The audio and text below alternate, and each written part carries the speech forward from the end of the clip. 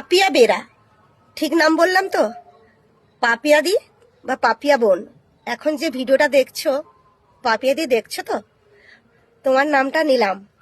তো তুমি চাইছিলে যে তোমার নামটা নেই, তো তুমি বললে আমার ভিডিওগুলো খুব ভালো লাগে, তো আমিও তোমার পরিবারে গিয়ে ঘুরে এলাম, তোমার ভিডিও খুব ভালো লাগে, বা তোমার কমেন্টগুলো খুব ভালো, বা তোমার কমেন্টটা তথ্যমূলক কমেন্ট করে গেছো, তাই তোমার কমেন্টটা নিতেও আমার কোনো অসুবিধা হলো না।